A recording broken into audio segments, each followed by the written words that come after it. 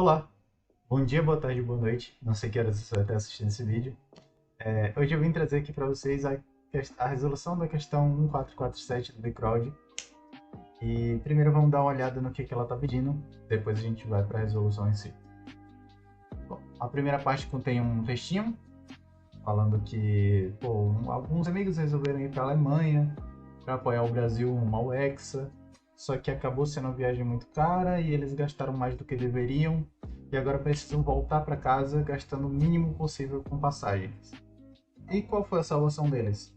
Bom, eles notaram que em todos os aviões a capacidade disponível era a mesma, apenas os preços variavam, e às vezes bastante.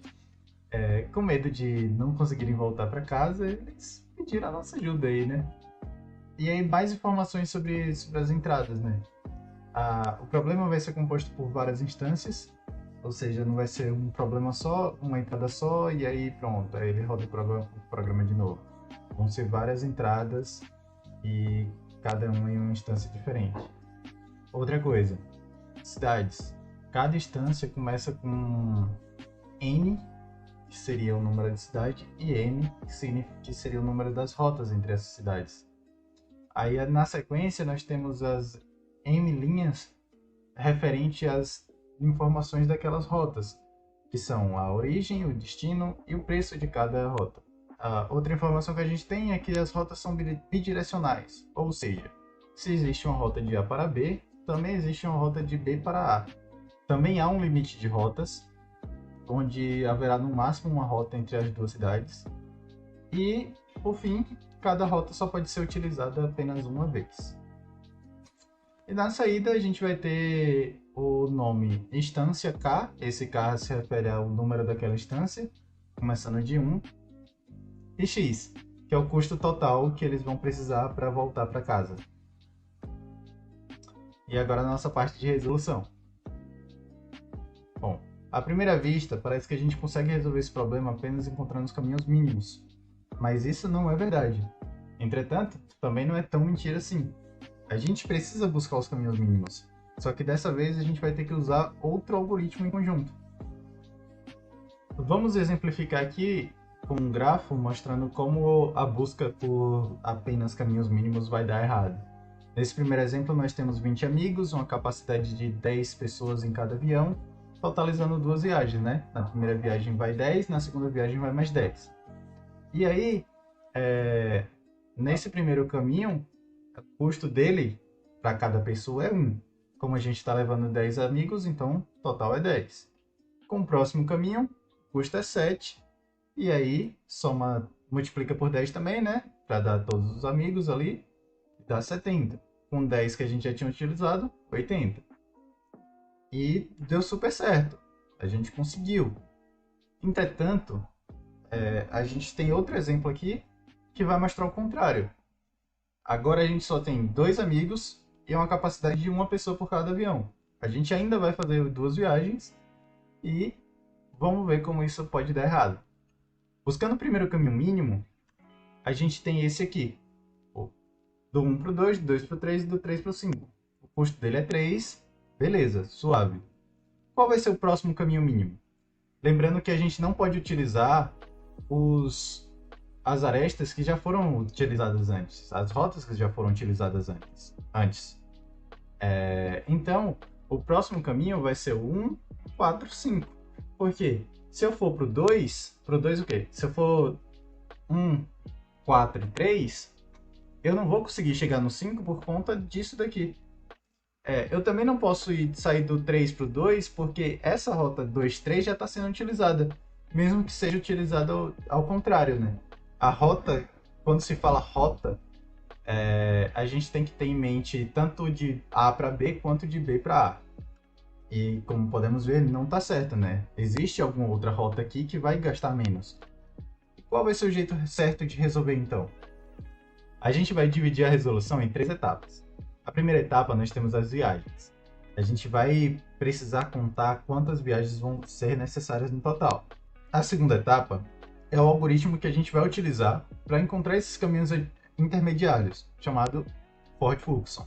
E a terceira e última etapa, a gente vai passar por todos os caminhos que a gente procurou, fazendo a contagem do dinheiro necessário para eles voltarem para o Brasil. Como é que a gente vai contar quantas viagens serão necessárias? A quantidade de viagens vai ser igual à quantidade de amigos dividida pela capacidade, isso arredondado para cima. Ou seja, se eu tenho 4 amigos e 3 de capacidade em cada avião, a gente vai ter 2 viagens. Na primeira viagem vai 3, na segunda viagem vai 1. Então a gente vai para a segunda etapa. Na segunda etapa, a gente vai utilizar uma versão do algoritmo de Ford-Fulkerson. Esse algoritmo funciona da seguinte forma: a gente vai encontrar um caminho da origem para o destino, a gente depois vai atualizar a capacidade residual, que é o quê? É a capacidade daquela aresta que tem para levar algum conteúdo, menos a quantidade de fluxo que foi levado naquela aresta. E aí, para cada aresta indo, né, no sentido AB, a gente vai criar uma aresta voltando no sentido BA, com a capacidade igual ao fluxo da aresta AB.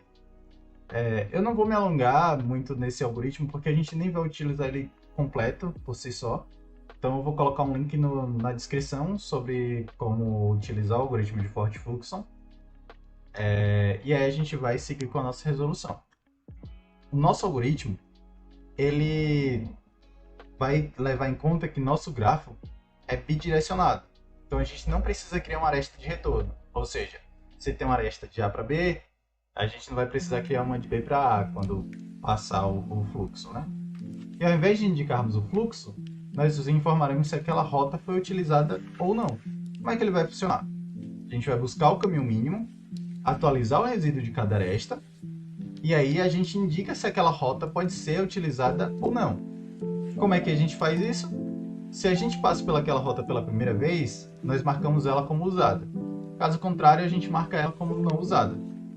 E aí a gente vai ver isso num gráfico para ficar bem mais visível. Aqui nós temos aquele mesmo grafo do último exemplo que não deu certo. E para não poluir muito, eu coloquei com cores. Então o que for vermelho tem resíduo, então dá para passar no caminho. E o que for preto é que não tem resíduo. Numa busca de um caminho ele não vai ser considerado, vai ser como se aquela aresta não existisse. E aí a gente vai buscar o primeiro caminho, né? O primeiro caminho é o quê? 1, 2, 3, 5. Custando 3. Aí agora a gente vai marcar eles como sem resíduo, né? Porque a gente só pode utilizar uma ida uma vez só.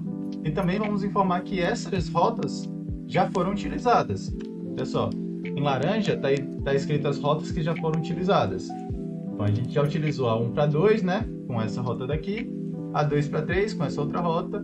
E da 3 para 5 com essa rota daqui de cima. Por fim, a gente marca os verdinhos como sem resíduo agora. E aí a gente parte para o próximo caminho. O próximo caminho vai ser do 1 para o 4, para o 3, para o 2 e para o 5.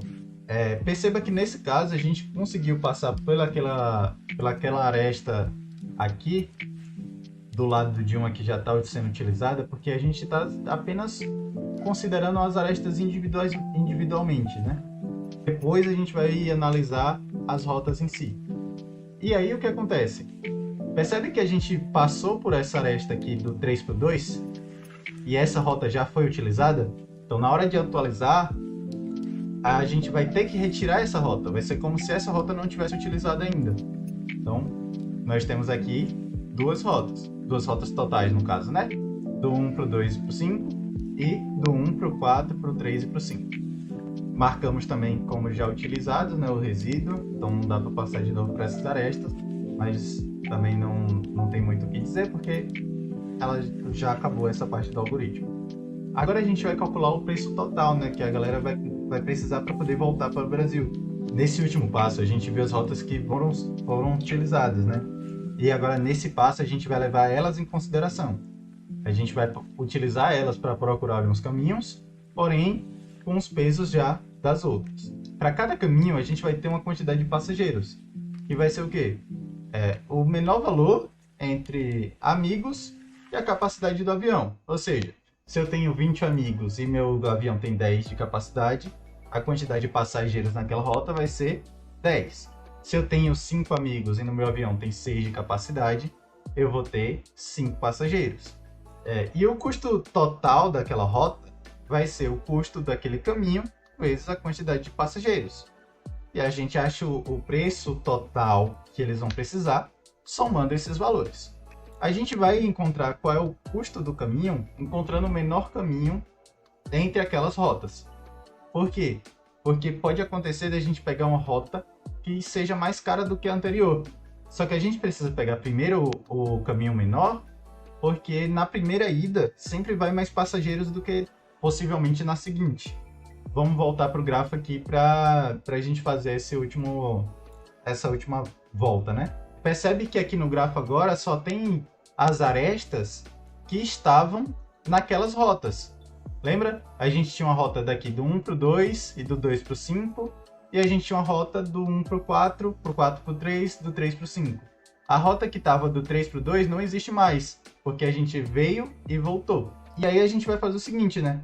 Procura qual é o menor caminho daqui. Qual é o menor caminho desse? É 1, 2, 5, com custo 4. O preço da viagem é 4, o custo total 4, né? Um passageiro, R$4 do preço da viagem. Beleza. Então, passando para a última viagem, nós temos aqui o último caminho, né? Que é o 1435. Ele tem custo 5, multiplicado pela quantidade de passageiros que vão nele, né, que é 1, continua 5, e aí o preço total que eles vão precisar para voltar para o Brasil é 4 mais 5, que dá 9. A resolução foi essa questão um tanto complicada, mas dá para resolver. A gente já tem um algoritmo que só precisou modificar para nossas necessidades, e no fim eles voltaram para casa e o Brasil ainda é pinta, né?